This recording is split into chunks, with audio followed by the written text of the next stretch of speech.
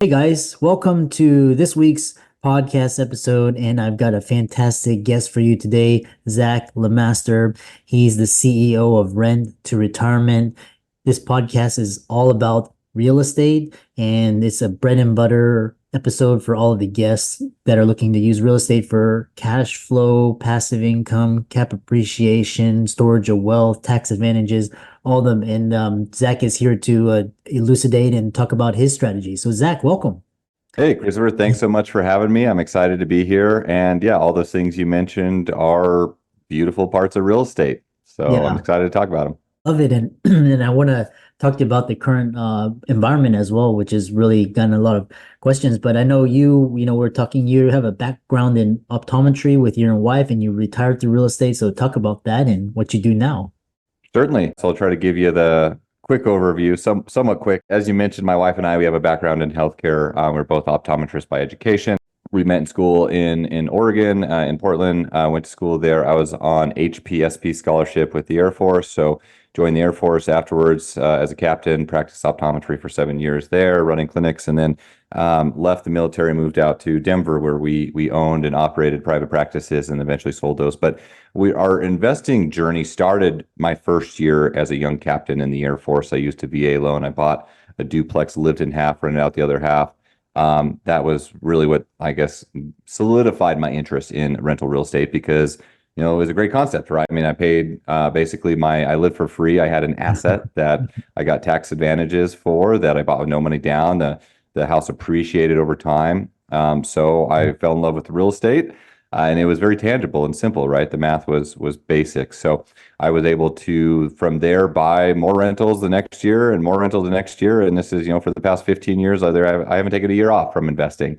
But eventually, Christopher, we were able to replace our active income in optometry through real estate investing. And this did not happen overnight, but it did happen in a few short years of intentional investing. And really, the pivotal moment that allowed us to really be successful is when my wife and I learned how to invest strategically out of state, looking at areas outside of our own local market where there was better opportunity, we had better cash flow numbers, more affordability in homes, and that was a difficult thing to do initially, but it was a very important thing. We started locally because that's what we felt comfortable with and knew. But once we learned that, hey, there's a lot of exciting markets out there and dynamic things happening where we can be more successful investors and expedite our success in some of these markets. So we learned how to invest in those areas. And that eventually paved the path for us to retire ourselves from our professional career path. And that was really the birthplace of Rent to Retirement. We had a lot of friends and family and colleagues that were like, hey, we see what you're doing in real estate. That's great. Like, can you help us? We don't necessarily want to be landlords. We don't know how to invest in real estate. Our local market's too expensive, whatever the case is. And so that's where we started our turnkey business, probably a decade ago, where we essentially identified the best markets throughout the country. And we built our teams and systems in those areas to allow individual investors to buy rental real estate in the best markets throughout the U.S. where we handle everything for them. And so fast forward to where we're at today, we work across the country in 12 to 15 markets. Last year, we did just over 1,000 properties with our investors and doing some really cool things, especially in the build to rent space. And I guess I'll stop there without being terribly long-winded. No, it's really interesting and it's kind of like a cookie cutter approach. And you talk about turnkey investing and what is it, who is it right for, and why should anyone consider this strategy? Yeah, so that's what we do. That's what Rent to Retirement does. We're a turnkey operator and provider. And so what that means, that's first of all, it's a buzzword. A lot of people hear turnkey, they don't really maybe know exactly what that means, or there's some people saying turnkey, but turnkey for us is basically allowing the investor to invest in real estate without having to do property management, where we are handling everything for you. This allows you, regardless of where you're at with your investing experience or where you're located geographically, allows you to invest in some of the best deals across the country, to have the financial upside of real estate and actually build out your own portfolio, take advantage of the tax benefits, where we are handling everything for you. This means property management, we're identifying the markets. A lot of what we do is ground up construction. So our mission statement is to make the best deals across the country accessible to everyone and allow you to invest passively in real estate where we handle everything for you. When we talk about turnkey, it's not just about buying properties, though. There's a lot anyone can buy properties anywhere, right? But I think the value add that our company really provides and what has allowed us to build, the best reputation in the turnkey space and have many repeat clients is the fact that we're helping people build business models around investing in rental real estate. It's not just about buying properties.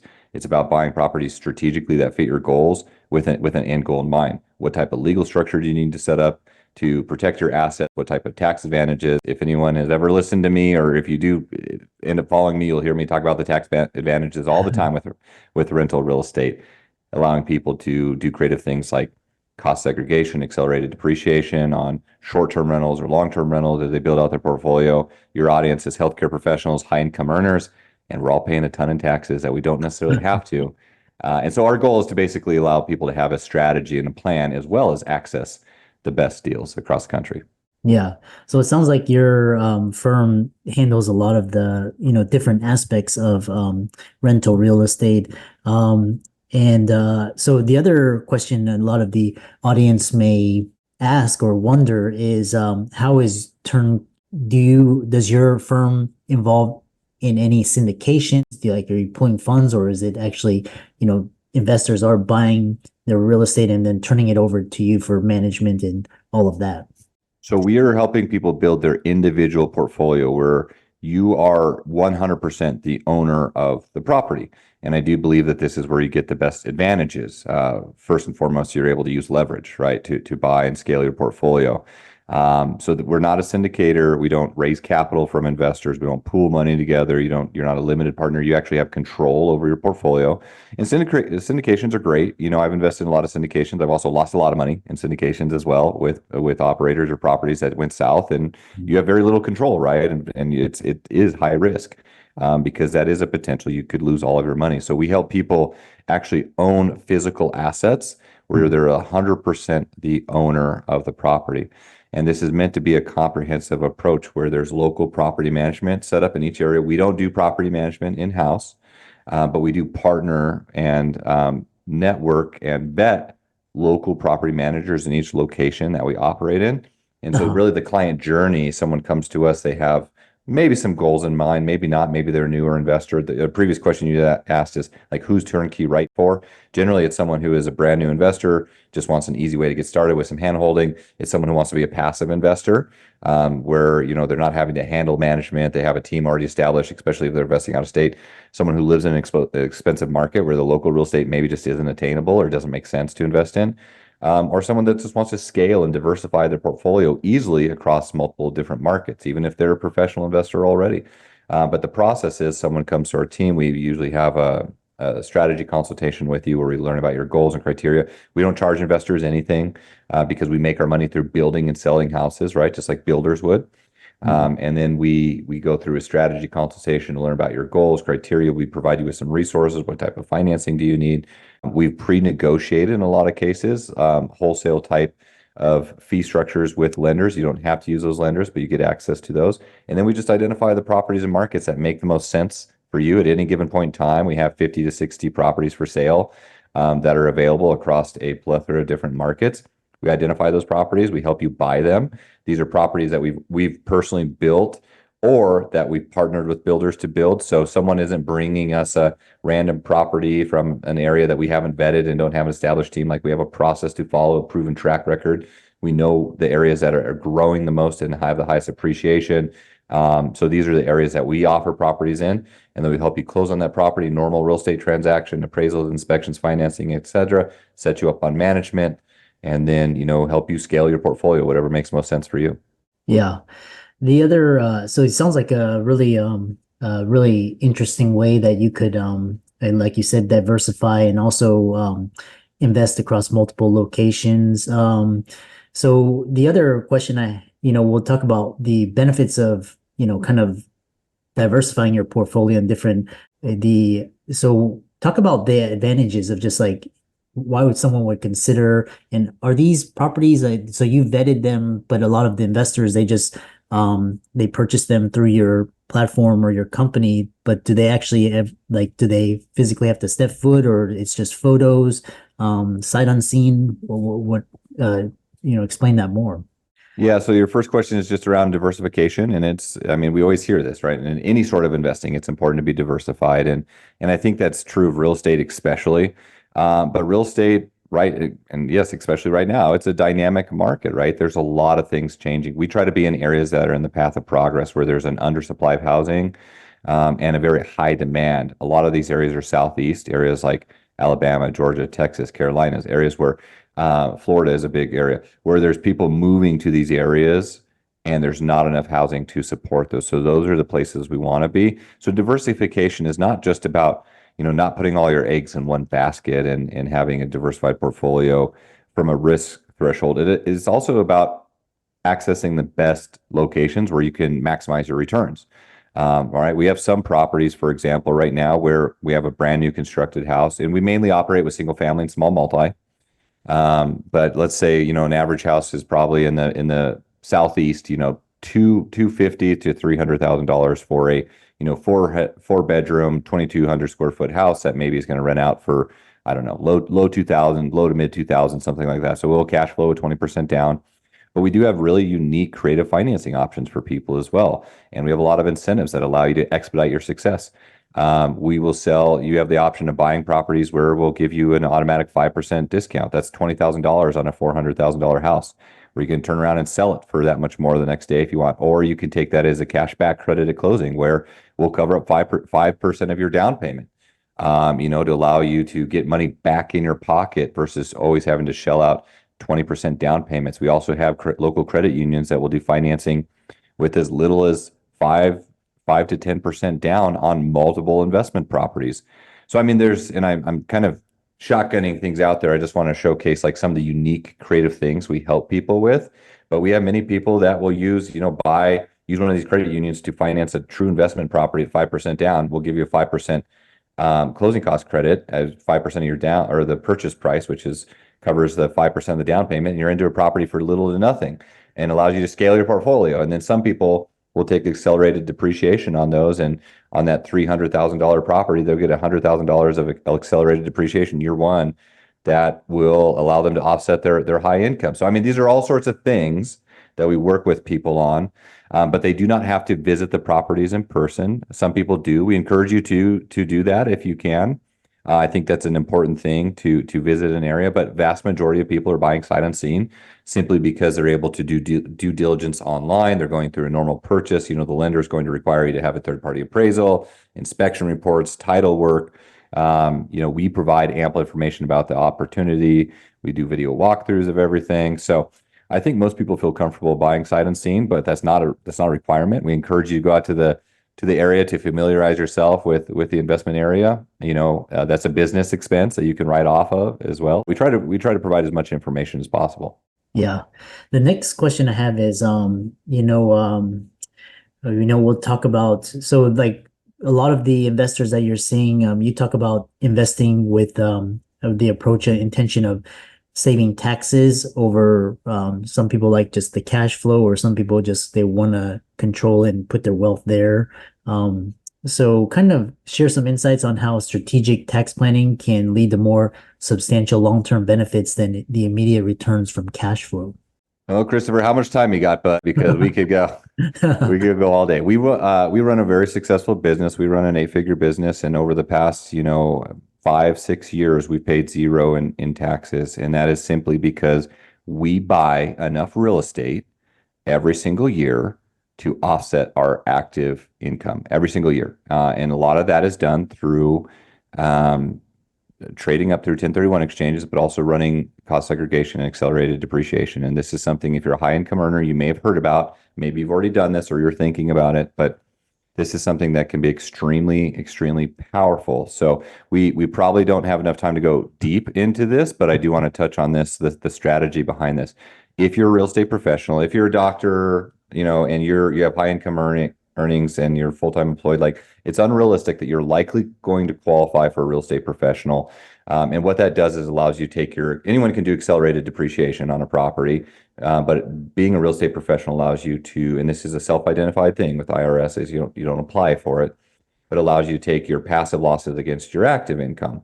Now, if if you're working and you have a spouse that is part-time working or maybe not employed, stays at home with kids, whatever the case is, like maybe they could be the real estate professional and then you file jointly.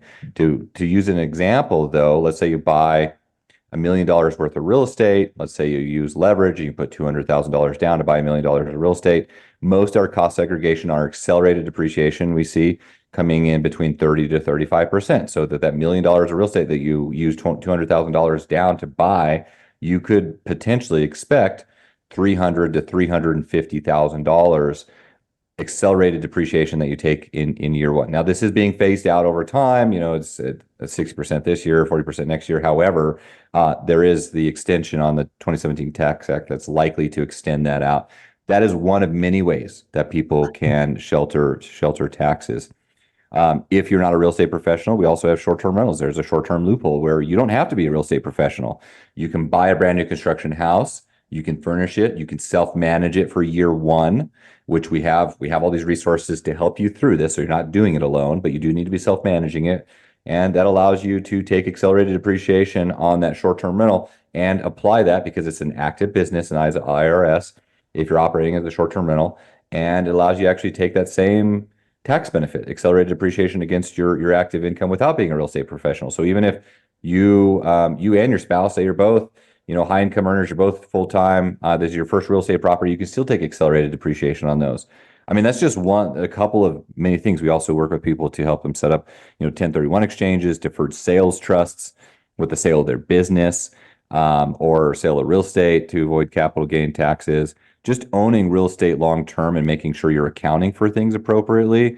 I mean, that creates a ton of passive losses. We call it tax-free income, right? Your cash flow on a property. If you had $10,000 a month in income that you don't have to pay any taxes on, that could be the equivalent of $15,000 to $18,000, depending on your tax bracket of pre-tax dollars. Investing through retirement accounts, solo 401k, self-directed IRA. I could keep going, Christopher, but the point is that we help people put together a plan that makes sense for them and be extremely conscious about how to maximize their tax savings to reinvest that money. Yeah. Yeah. We filed our, the deadline and, I'm looking at our rentals and it's like, there's cash flow, but it's like, it's awesome because you got depreciation, you got, got write-offs, you got expenses.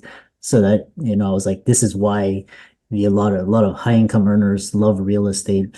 Can I use an example real quick so there Yeah. was because I think this is very applicable to your audience. So we had a client that he was a surgeon and he was probably earning $500,000 to $600,000 a year, just him. His wife was mainly stay at home, had a small part-time job. And he, obviously had high tax. He was in the highest tax bracket, right? So he was paying an exorbitant amount in taxes.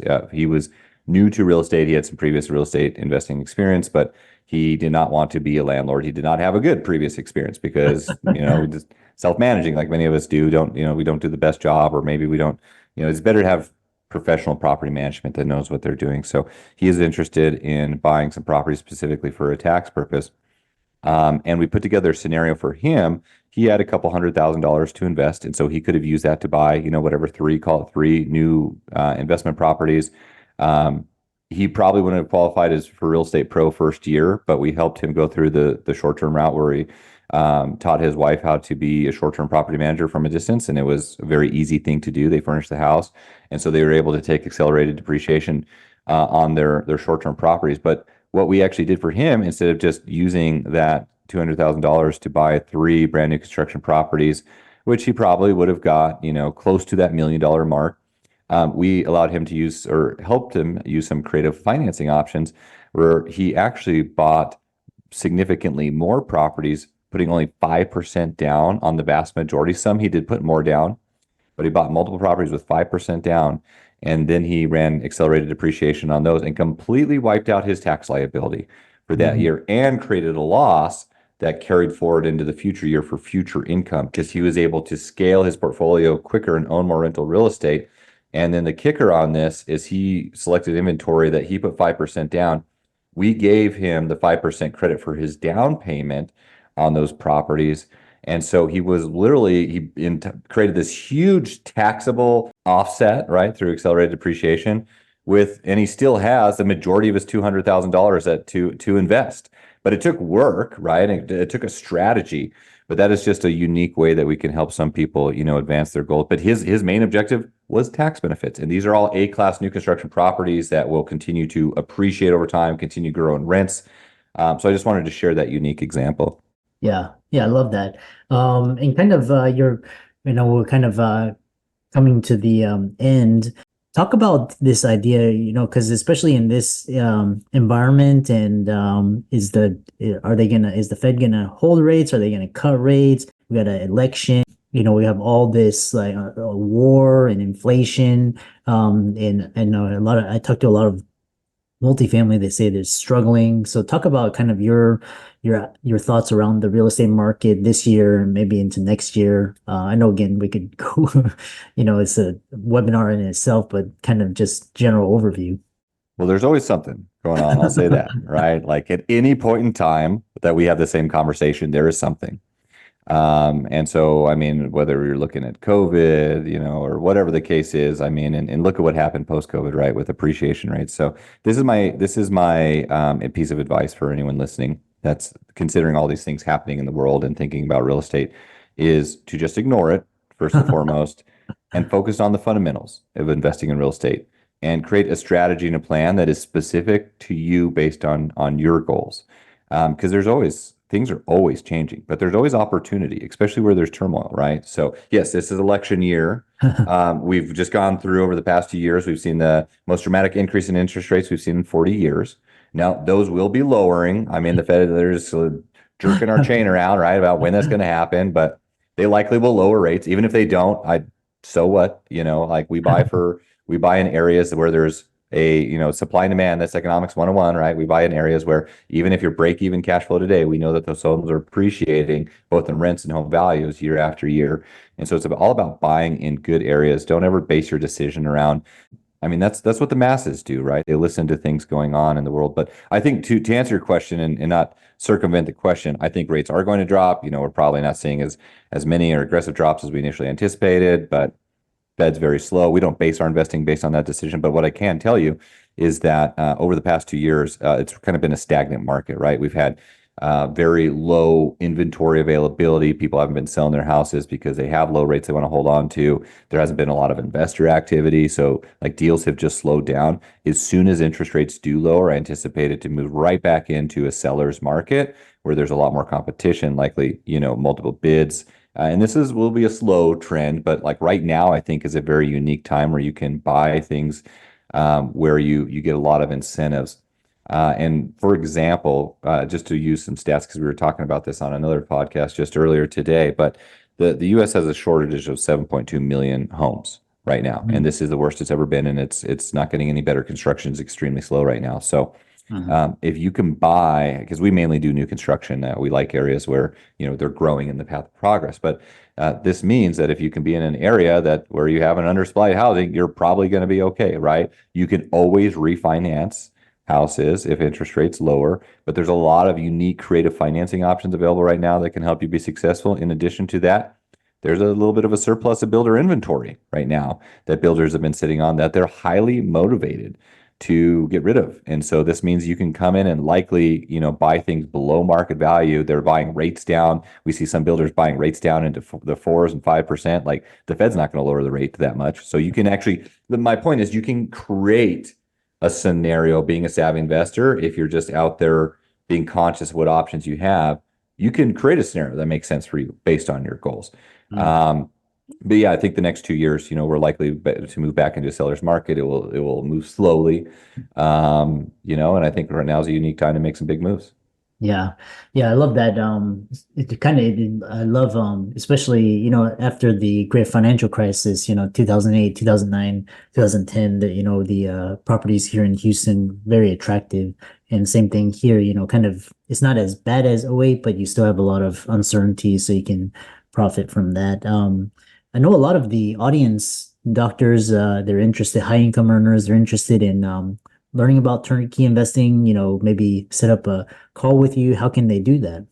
Yeah, the first step, as we mentioned, we always want to have a consultation with you to learn about your investment goals, right? And to maybe just educate you on some things in the market, whether you're investing with us or not. We love to add value and share resources with you, market data, information, contacts for different lenders, whatever the case is. We always want to set up a call with you. You can contact us by going to our website. That's renttoretirement.com, you can also, if you're listening to this in the car, you can text REI to 33777. Again, that's REI to 33777 and set up a consultation with our team.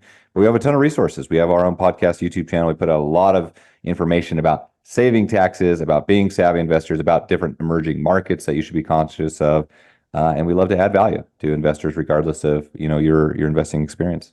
Yeah, yeah, I love that. And again, also Zach's, stressed the importance of a solid, experienced real estate investment team. You can do this on your own, but it's going to be a lot harder. All of Zach's resources will be in the links and show notes. Check out his resources, what they have to offer. Give his socials a like and follow. And with that, thanks so much for coming on. Thanks so much for having me, Chris.